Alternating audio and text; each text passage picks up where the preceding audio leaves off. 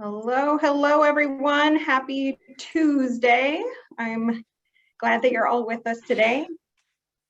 Great. Okay, well, hello and welcome everybody. This is the second class in the Library of Michigan's Digitization Basics series.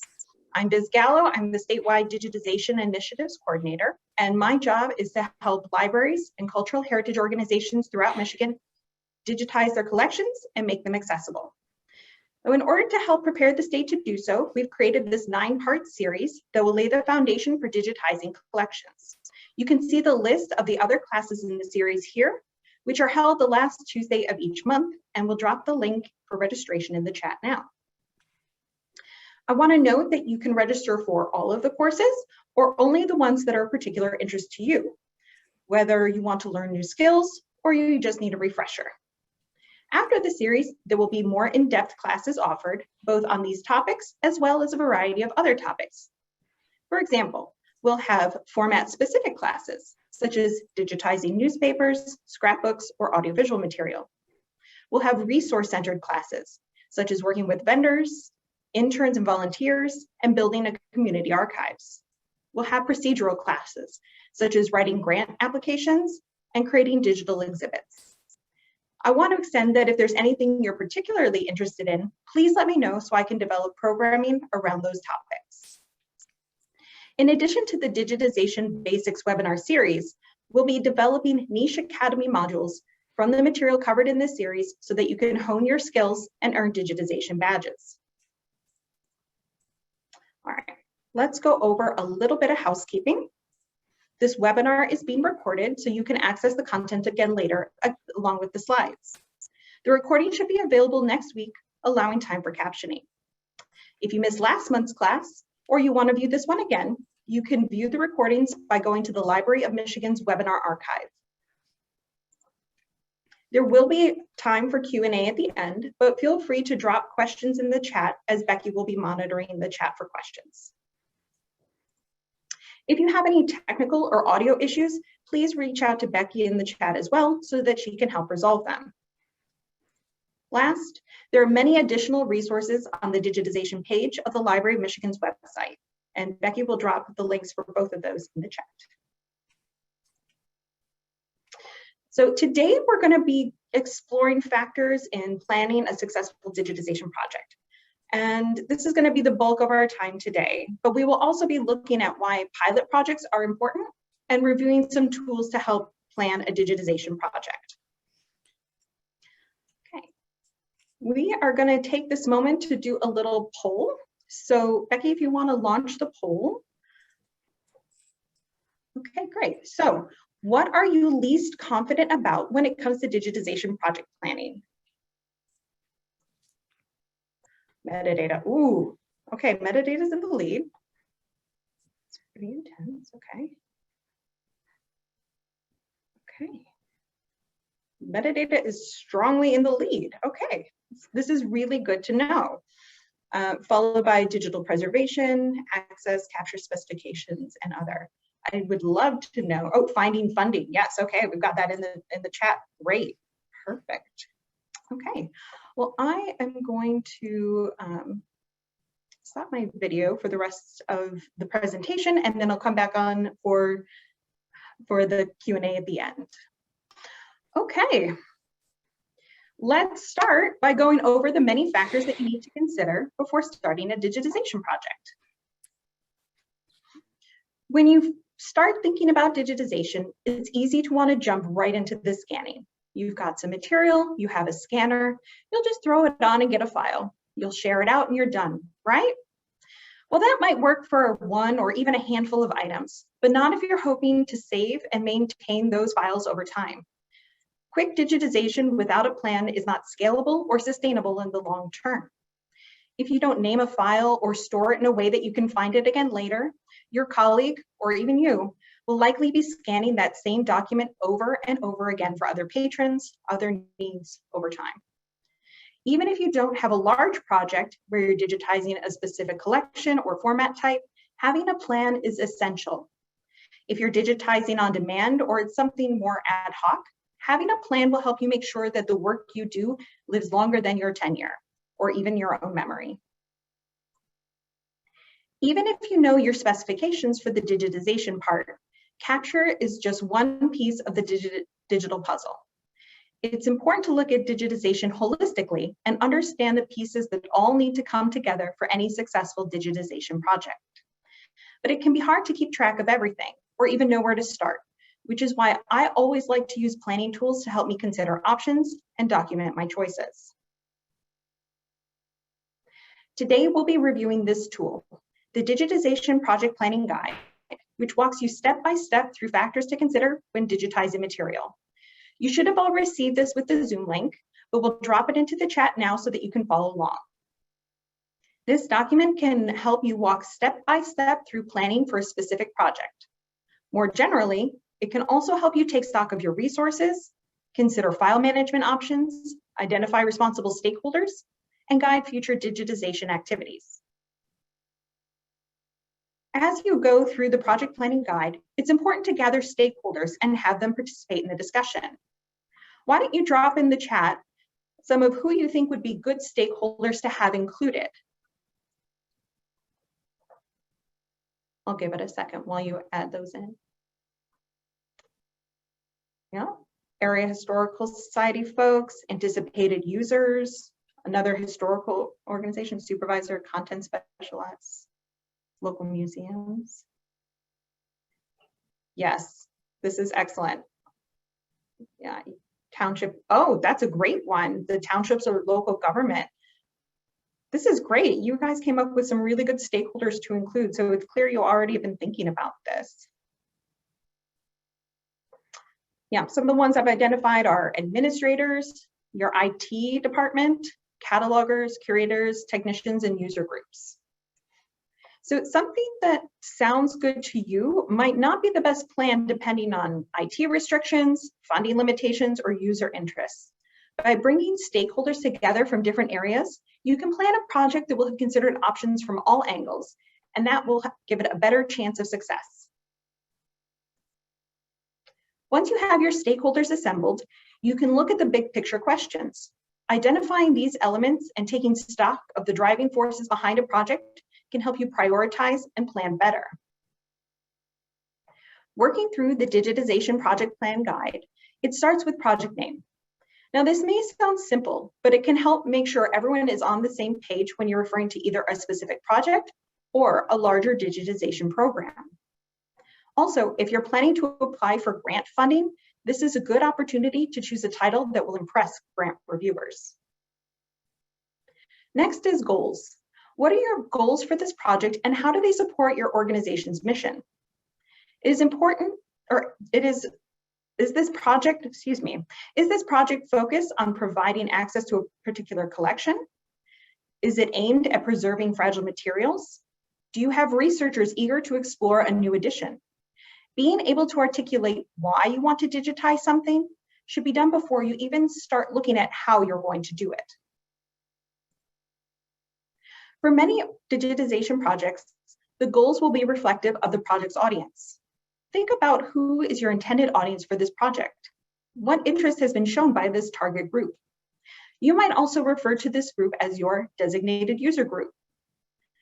So as we've dropped a couple other stakeholders in, these might be the same or similar. Do you want to drop in a couple of examples of audience or designated user groups into the chat? We can take a second to do that. Genealogists, yes, definitely. Historians.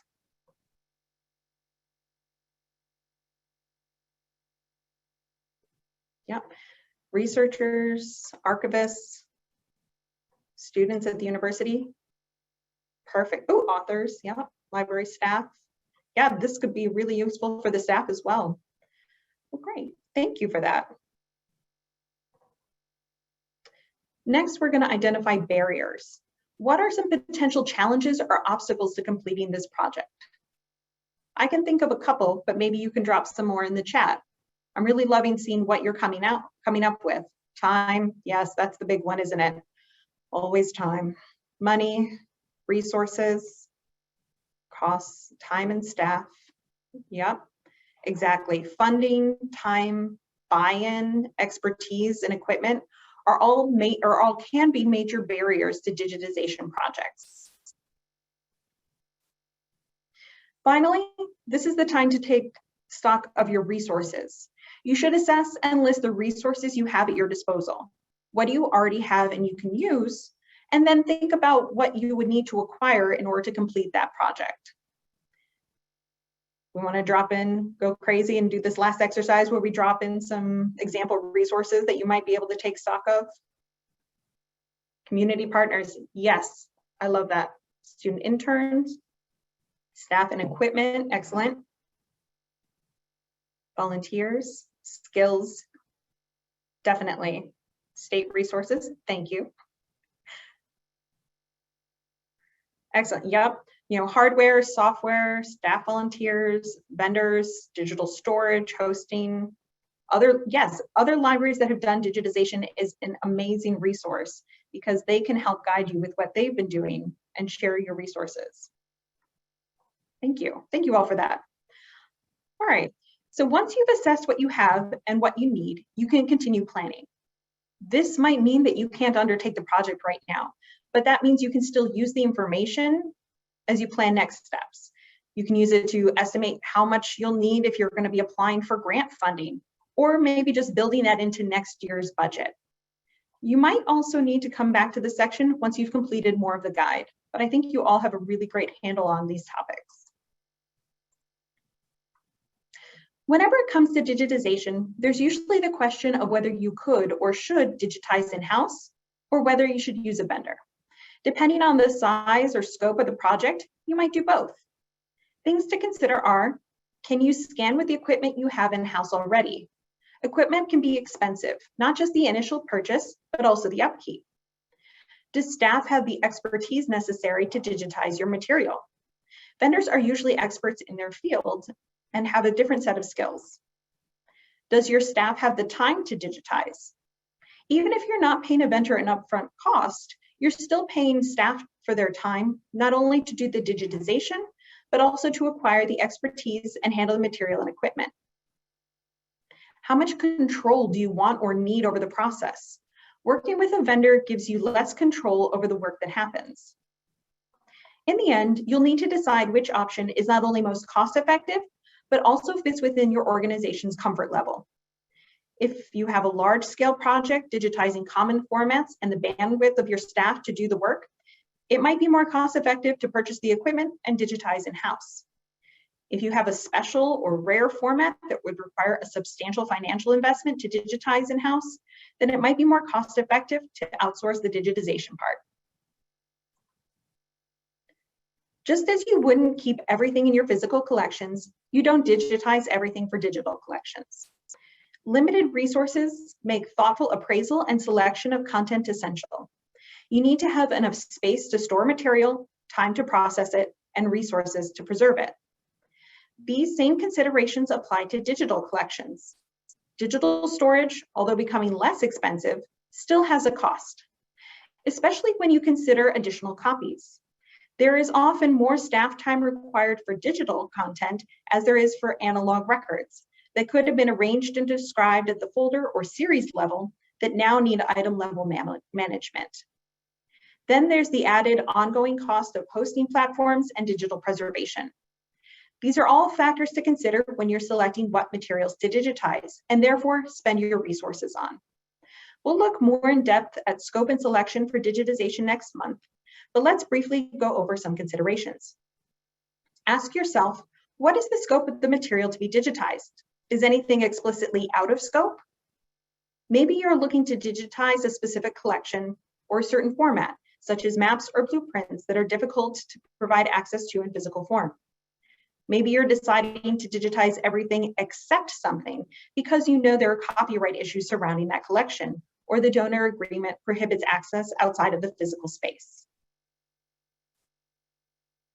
Something that can help guide your decision is by reviewing some selection criteria. Ask yourself, are the items you're planning to digitize frequently requested for access? Are they difficult to access in their current condition? Are they stable enough to be digitized without causing damage?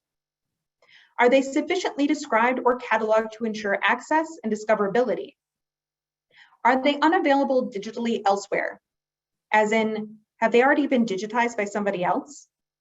And just because the answer to all of these may not be yes, doesn't mean you shouldn't digitize something. You should just be able to justify your reason and then be sure to document it. Another important factor in selection is knowing what formats are going to be digitized. Each format will have its own requirements, which will impact equipment needed, storage space, access platforms, and more. Maybe your chosen formats will be dictated by the equipment you already own. Maybe you only have enough storage space allotted to capture a certain number of items. Maybe a grant only covers digitizing certain formats.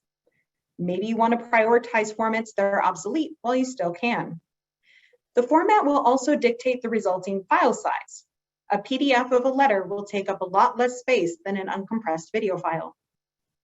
Being aware of the approximate number of items and their format will help you determine the required storage space, which is essential for project planning. One of the most important steps you can take in planning a digitization project is knowing whether you have the right to digitize the material and make it accessible. In order to do that, you'll need to know the copyright status of each item. What is copyright? Copyright is a type of intellectual property that protects original works of authorship as soon as the author fixes the work in a tangible form of expression. April's class is entirely devoted to copyright considerations for digitization, and we will go into it in much greater detail then. But for now, I will briefly touch on copyright. Works can either be published or unpublished, and that will determine their length of protection. Ideally, anything you digitize would be in the public domain or no longer under copyright. In order to determine this, you would need to know whether it was published or unpublished, when it was created and or published, and depending on when it was created, many other factors, such as whether it was published with a copyright notice, whether copyright was registered or renewed. The list goes on. Just to note that anything published before 1927 has now entered the public domain, and this will roll over every year. It's 1927 and after that gets a little complicated. Well, later I will go over some tools to help you identify the copyright status of materials in your collections. But just because something is still under copyright doesn't mean you can't digitize it. You might have been given the rights to digitize through a donor agreement or licensing from the copyright owner.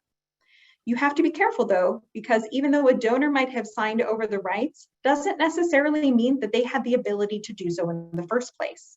It's worth looking at copyright very closely before embarking on any digitization project. Something else to consider when planning your digitization project is what sort of preparation the materials themselves might need before they are able to be digitized.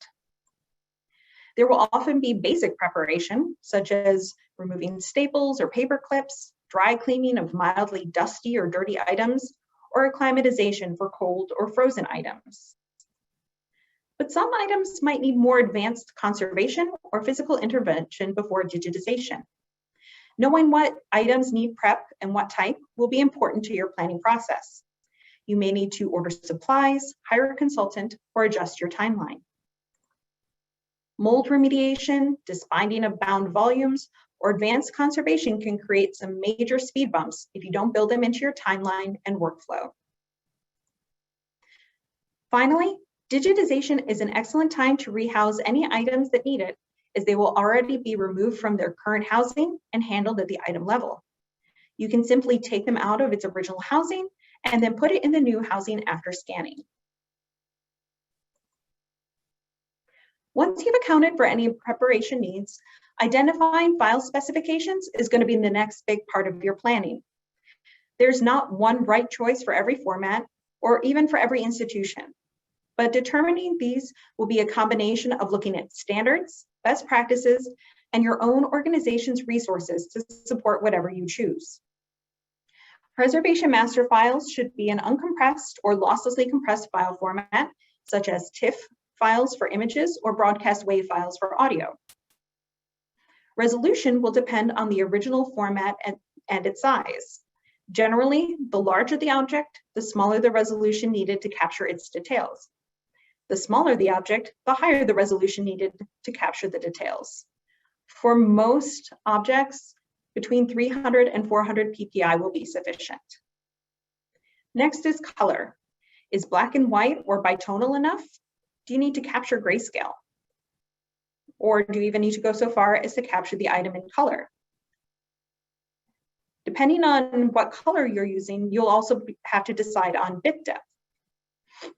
Grayscale is usually 8-bit or 16-bit, and color is usually 24 or 48-bit, depending on the level of detail you'd like captured. For all of these specifications, you'll need to decide, is this going to be applied to everything you're digitizing, or will you determine specifications based on objects individually? You can make a case-by-case determinations, or you can make the choice that will be the best fit for the majority of items in your collection. Once you have the files, you'll need to decide how to name them. This is what's known as a naming convention, or a framework for naming your files in a way that describes what they contain and how they relate to other files. Having a clear and consistent file naming convention will help you manage your files over time. But what are the elements of a good file name? File names should be alphanumeric, first of all. This means that they contain only letters and numbers or dashes and underscores to separate the elements of the file name. They should also be unique so that files do not overwrite each other. They should be consistent. They should be human readable, or at least human understandable. They should be sortable, meaning that you should use leading zeros and ISO date formats. They should also reflect the content or collection. I use descriptive in quotes here because the file name is not the ideal place for descriptive metadata, but you can use this field to provide information about what the file content is. Also, file names shouldn't be extremely long. Most file names should be kept to no more than 32 characters, not including the 3-letter file format. So let's take a second here and look at some file naming examples. The first one here is meeting notes, Feb 22. This might seemingly be a good file name. Meeting notes, that's what it is. It has a general date, but because the date isn't in ISO file format or ISO date format, we don't know if this is February 22nd, February 2022, February 1922, or even before then.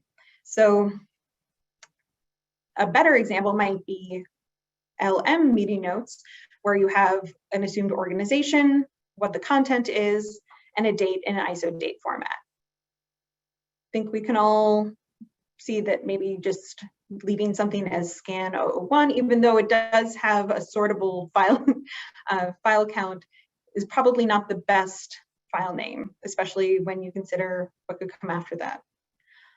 All the way down at the bottom, we have woman in a blue hat, which is descriptive and would tell you what it is, but it doesn't really relate this file to maybe its corresponding metadata record or its institution or anything like that. You can see some examples there. All right, so another decision you'll have to make is whether the master and the access files will have different file names or suffixes. Sometimes you can tell the file type based on the file format alone. For example, your master files might all be TIFFs and your access might all be JPEGs. But what happens if you receive some born digital JPEGs in your collection? How do you know whether this JPEG file is a unique master or a derivative of something else? A lot of times when you're managing files, you can tell a computer to do X with all the TIFF files, and that will help you manage things over time. But that would lead to excluding non-TIFF master files. Sometimes relying on the format alone can leave files out of the preservation actions that you're attempting to undertake. So in order to address this, organizations will often build the file type into the file naming convention by adding a suffix to the file name. For example, adding _P for preservation, _A for archival, or _M for master will identify your preservation files.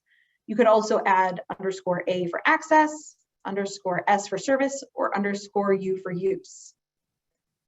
Does anybody see anything problematic with what I have up on the screen though?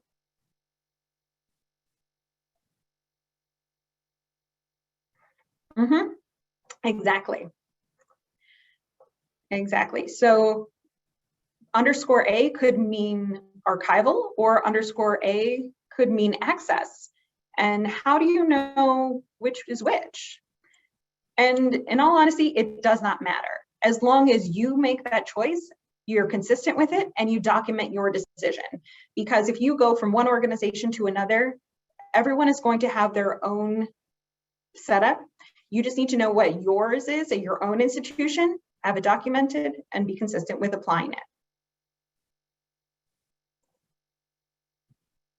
So in addition to determining how you'll name your files, you should also decide on how you will organize your files, both during the project and for long-term storage, if they're going to be different. There are a few different ways to organize your data, and you might have different methods depending on which point of the process you're in. For example, it would be good to to organize your ingest files together by date and/or the person doing the work, so that you can track it through those processes and make quality control easier to identify issues. You can organize it by captured, processed, derivatives, QC pass, QC fail, etc., so that you know what the status of each file is by its location. But that won't be efficient for long-term storage. Once you're done creating files and you're primarily just managing them, it would be good to separate out the preservation master files from the derivatives in order to reduce access and simplify running routine fixity checks. Where your preservation master files would be in a write-protected directory or otherwise less accessible, you can keep your JPEGs on a local server for easier access. Once you scan something, you'll be able to do some minor post-processing or editing. This might be some tonal adjustment, cropping, or deskewing. The ideal scan will be as close to the original as possible. And if you wanted to do any sort of major adjustment, you would wait and do those on the derivative file. Next, if you scanned a text document, you can use this opportunity to run optical character recognition, or OCR, on the file. If the original is handwritten or audiovisual, you may have to create transcriptions of the content manually in order to make it accessible. Once you've made minor adjustments to the master files, you can then make derivative files for access. Depending on what content management software you're using, sometimes the program will create derivatives of the files for you upon ingest. These files will likely be smaller, compressed versions of the master file for easier sharing or viewing. These files would typically be JPEGs, PDFs, MP3s, or MP4s. Finally, if you're going to be preserving your files, this would be the time to create checksums so that you can ensure that they are complete when moved across storage devices or maintain their integrity over time. The last thing you'll need to do before you're ready to share or store your files is to perform some quality control on them. Quality control, or QC, involves checking both objective and subjective parameters. Objective parameters would be ensuring specifications are met, such as checking bit depth, resolution, file format, and file name. These are either correct or incorrect based on predetermined parameters. Subjective parameters are parameters that require human interpretation. This would be related to the content itself, such as whether anything is cropped or missing from the image, judgment about its tonal value, like determining if there is any detail lost in the shadows or highlights, or if the content is even what it's supposed to be. You'll need to decide how much of the content you'll QC, 100%, 10%, somewhere in between. Whatever it is, make sure that you document it and have a process for the parameters you'll check and the workflows if an item fails QC. Now that we have files, we'll need to make sure that we can describe and manage them over time. One of the ways we do this is through metadata. Does item level metadata already exist for materials being digitized? Hopefully some that would have helped you identify the copyright status of that material before you got to this point. But digitization is a great opportunity to create additional or item level metadata, improving discoverability and access. June's class will cover metadata in greater detail. So for all of those that said that you were least confident with metadata, definitely sign up for that class. But there are a few things to consider that we'll go over today.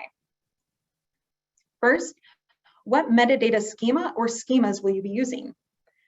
Many of you are probably already familiar with MARC, but you can always use crosswalks to translate MARC tags to elements from other schemas such as Dublin Core, Mons, or METS. You'll have to look at what metadata content or elements you'll capture. If you're planning on contributing your digital content to the Digital Public Library of America, title and rights metadata are required. But there are some other basic metadata elements like date, subject, creator, description, publisher, and place that will really improve access and discoverability. You'll also need to decide on the value standards you'll use for those elements. These value standards, sometimes referred to as controlled vocabularies, will help eliminate variation or ambiguity. Common controlled vocabularies are Library of Congress subject headings, the thesaurus for graphic material, the Getty Art and Architecture thesaurus, and the Getty thesaurus for geographical names. Last, what format is your metadata going to take? How will you encode the metadata for machine readability, processing, and exchange among systems? Common examples include CSV, XML, and RDF. Now, we're not going to be able to provide access to everything we digitize. We'll need to be aware of any access restrictions on the material that we capture. This could be specific files with personally identifiable information or items still under copyright. Or the restrictions could be across the project as a whole. Whatever the case, be sure to document any restrictions so you know the status of the materials. Think about how you'll provide access to the digital files as well.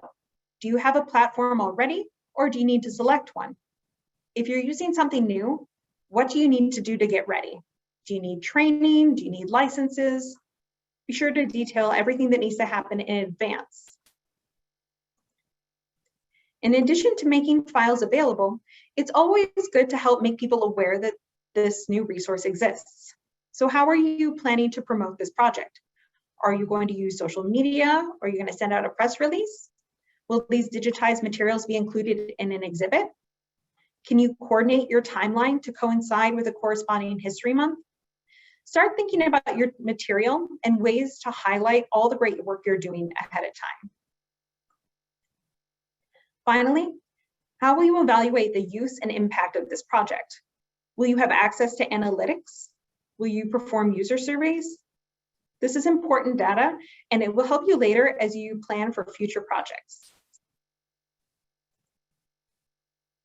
Okay, so now that we've got access covered, let's look at digital preservation. What long-term storage options will you use for your master files? There are many options out there, and whatever you choose, document those choices so that people know where to find and how to manage the files. You can store files pretty much anywhere, on your local server, an external hard drive, cloud storage, whatever works for you. But when you're preserving your files, I like to use the 3-2-1 rule because it's a simple trick to remember that you should have 3 copies of your files on 2 different storage formats, one of which should be off-site. So you could have an external hard drive and the cloud, and that would take care of at least one being off-site, 2 different storage formats, but it would also be good to have another backup copy, maybe a second hard drive, or maybe on a server at another organization that you partner with. So once you have your files backed up, you'll need to manage them over time.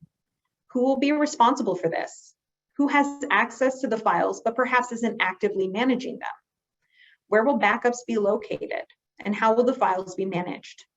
Do you have a schedule for performing fixity checks? And who's responsible for that? The time to think about digital preservation is not at the end of your project. but rather it's something that should guide your overall process as you consider the long-term stewardship of those new digital assets. Now that we know all of the steps involved in our digitization project, we can start to think about the timeline. When do you plan to begin? When do you plan to finish?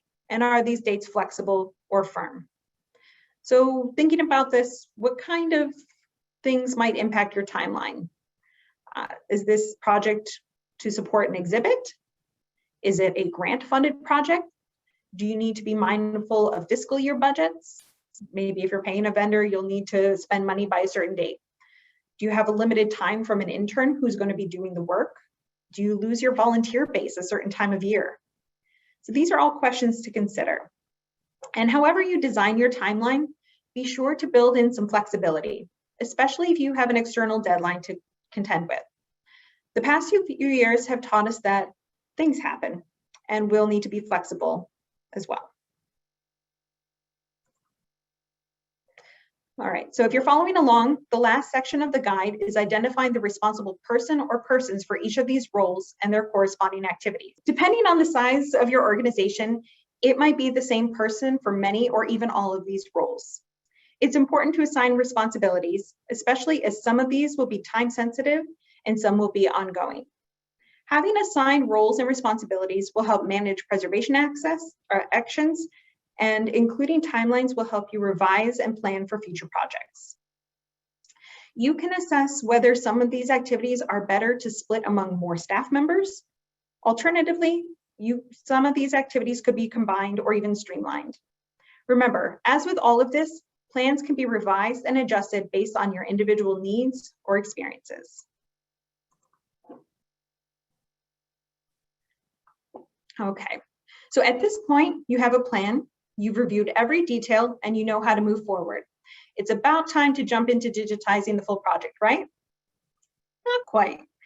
Even when you have everything planned to a T, you might need to change your workflows due to unforeseen circumstances or even the realities of the project. That's why I always recommend starting off with a pilot project. A pilot project is a small-scale version of the full project done to test the viability of your plan. I like projects for a few reasons. First, they provide the opportunity to fail fast. If something fails on a small scale, it's a lot easier to be flexible with only a small amount of resources or materials involved. It gets harder the larger the scope gets. So this is the best time to be flexible as you test your plan and see what adjustments need to be made. Second, pilots allow you to build on your successes. If something goes right, you can quickly move forward to next steps, building on the successes and gaining momentum as you scale up to the full project. Last, they allow you to develop workflows at a pace that lends itself to creating documentation. Many organizations use volunteer or student labor for these sorts of projects, and having well-written, well-tested documentation can be the key to success on a larger scale. Taking the time to do a pilot lets you reflect on some other considerations as well. First, digital collection building is incremental. Ideally, you'll continue to build your collections and refine your processes the more projects you do. Rome was not built in a day, and neither will your collections. Second, pilots also help you to track how much time processes take so that you can plan better for future projects, allowing you to better estimate timelines and budgets. Next, pilots also help you complete processes.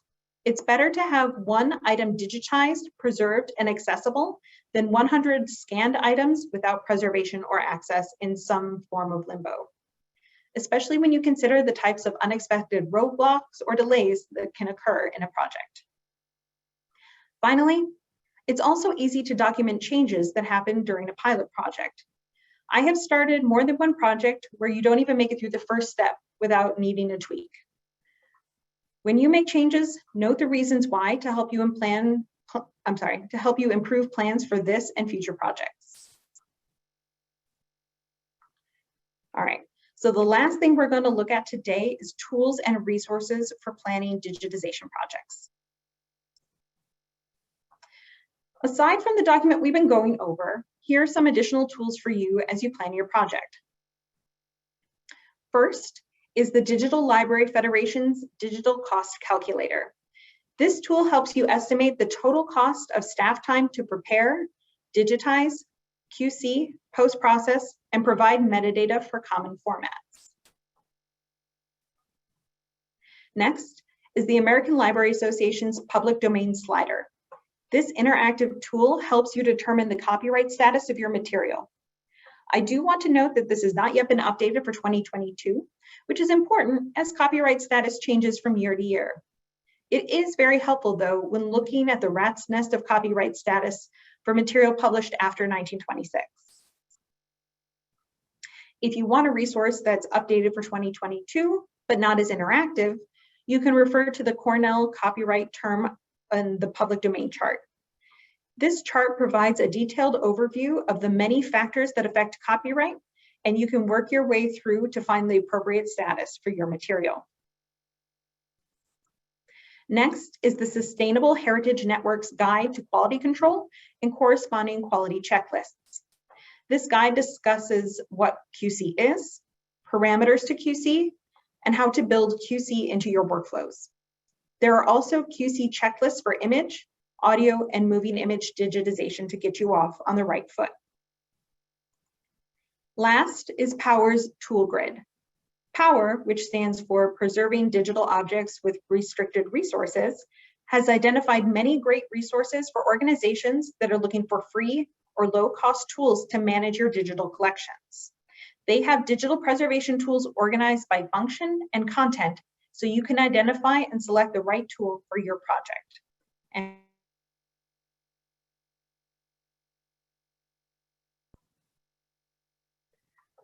finally, don't forget about one of the most important and versatile resources available to you, your partners. And I would just like to say that clearly you have not forgotten about these because you all mentioned these early on in the questions, and I'm glad that they are top on your mind. But these partners can take on many forms, but their true value to your project is immeasurable. They might take the form of volunteers, which can provide the much needed enthusiasm and man hours to complete a project. They might take the form of a partner organization, which might allow you to borrow or utilize their specialized equipment or share from their experience with you. They might also take the form of content, which would give you an opportunity to collaborate with somebody who has complementary content to your own. They might even be the public, which might give you access to subject matter experts and allow you to crowdsource cataloging for item level metadata. When it comes to resources and opportunities to partner, don't be afraid to think outside of the box. All right, that is all for today. Just remember that when it comes to digitization project planning, to document everything, to utilize pilot projects, to be flexible, and consider all of your resources. All right.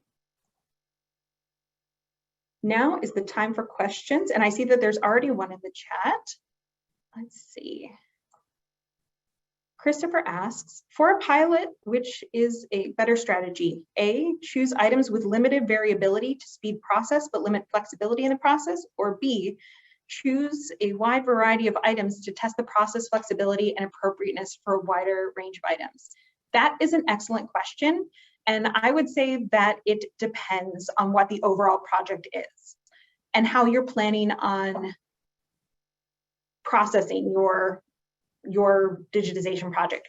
So if you're planning on digitizing things by type, by a very uniform type, then you might want to do a couple different pilots. So you could pilot that material, start with one and then do maybe 10 items, and then you'll know how much that factor takes. But if you have a mix of items, your pilot should be representative of what the full project is going to be. So you don't want to just pick the easy items because it's not going to be reflective of what your overall project will look like, and you'll get skewed results. So, it really depends on how your project is going to run, but I would err on the side of picking something that's representative of your project rather than something that's going to make your pilot run more smoothly. We have from Barbara. Do you have any tips for dealing with copyright status for newspapers which are defunct and have been for many years? I will take this opportunity to put my disclaimer that I am not a lawyer and nor am I a copyright specialist. But as with anything, you could look to see, one, when things were published, and especially with newspapers, if they were, depending on when they were published, were they published with a copyright notice? If they are still under copyright based on those sorts of things, you should attempt to find out who the copyright holder is. A lot of times newspapers, when they go under, will sell to a larger newspaper conglomerate, which is then the newspaper or the copyright holder. So it's definitely worth a little bit of research. You could also attempt to contact somebody from that organization. If you cannot contact or find anyone, you could always include a standardized rights statement that indicates that you were unable to contact or you were unable to identify the copyright holder. So we'll talk about standardized rights statements in our April class on copyright, but it's important to try to use those if you can so that you can use uniform language. And you would also, on anything that you are putting online, have a takedown notice or a takedown statement that would say something to the effect of, if you believe that you are the copyright holder and that this has been made available without your consent, please contact us, as we'd love to have this conversation with you in a way that you still need to do due diligence to identify the copyright holder or to receive permission. But there are other steps that you can take in order to make yourself, reduce your risk. Let's put it that way. Celeste, hi Celeste. Piggyback to Barbara's question, newspapers that have been in existence for 120 years, but with different owners. I think that really goes kind of to what I was saying before, is who, if they sold, did they sell to somebody and therefore did they sell the rights? If it was published before 1927, then it doesn't matter who it was sold to. It is in the public domain and you don't need anyone's permission if it was published before 1927 and is therefore in the public domain. It's still always a good idea to contact these organizations and to partner with them, because they, one, might already have material digitized, and to me, it doesn't make sense to spend your valuable resources digitizing something that's already available. Or again, might be another great opportunity to partner with that company or that organization that is the copyright holder to digitize these and make them available. They might want to help fund it or provide other resources that can help you with that. Okay, Claire, hi Claire. Adding to Christopher's question, can you please give some examples of a pilot project? Should frequently requested items be a starting point? Okay, that's a really great question. Oh wait, there's a follow-up. Should a pilot program be a subject matter as a House of David, or should it be all in collection as a postcard or slides? Kind of going back to my answer to Christopher, it really depends on what you're hoping to get out of the pilot. If you are just testing workflows to see, okay, maybe I have a ton of different formats that I'm going to be digitizing, I'll want to make sure I'm piloting one of each. So I've got documents, I've got slides, I've got postcards. So I'm going to do one of each type or a few of each type to make sure that I have all the equipment I need, to make sure that I have the specifications down that I want to capture those to, and kind of go from there. So you can do it that way. If you're planning on digitizing something, like I'm planning on digitizing this collection and it has many different formats, again, you're going to want to have your pilot reflect that. If you're going to be digitizing all the postcards in your various collections, then the pilot should just be postcards. So make your pilot a tool for you that you can use to refine workflows and to collect data about your larger project. I hope that answered it. Okay, Lisa asks, if I have written permission from the last newspaper holder, does that cover the previous years? I guess for that question, or in that instance, are they the owner of the previous years? It really depends on who the owner is. So if they had purchased a paper from somebody who had purchased a paper, you have to go back and kind of track down what those agreements or licensing agreements or ownership agreements state. So if they got it from somebody else and that person did have all the rights that they got from somebody else, then that latest person should still be the copyright owner. But maybe who they bought it from kind of had a grab bag from different organizations. You know, sometimes things will be kind of clumped together in a way that is not as well documented as we would like it to be for our own purposes. So, you know, just kind of asking those questions and getting answers. Wow, there's a lot of questions. I'm going to try to get to them all. What is the best way to find out if something has already been digitized to avoid duplicating efforts? In terms of the best way to find out if something has already been digitized to avoid duplicating efforts, this is a great question, especially when you have really unique, good, you know, maybe local content that probably wouldn't be as widespread. You can always check on, you know, the ubiquitous Google, but you could also look on the Digital Public Library of America. You could look at if these were documents that were created by an organization. Does that organization have its own archive or its own library that they might already have things digitized and available? And maybe they're not digitized and widespread, but they might be digitized and available in-house. So if you know that you have, you know, a run of pamphlets from an organization that's still around, you could always contact that organization and find out if they have the material. Is any of it digitized? Is this a good opportunity for you to partner with them to digitize their content?